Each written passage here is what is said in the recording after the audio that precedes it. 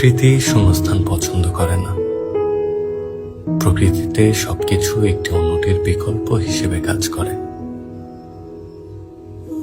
তাই যেমন প্রকৃতির কোনো অংশই কখনো খালি থাকে না, তেমনি কারো স্থান কারোর জন্যই ফাঁকা থাকে না। যদি প্রতিটি ব্যক্তি অনন্য হয়, তবে একের বিকল্প অন্যজন কি করে হতে পারে?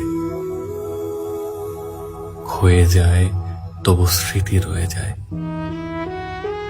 স্বাভাবিকভাবে যদি না থাকে, তবে সেটাই অস্বাভাবিক, কারণ প্রকৃতিও রহস্য পছন্দ করে।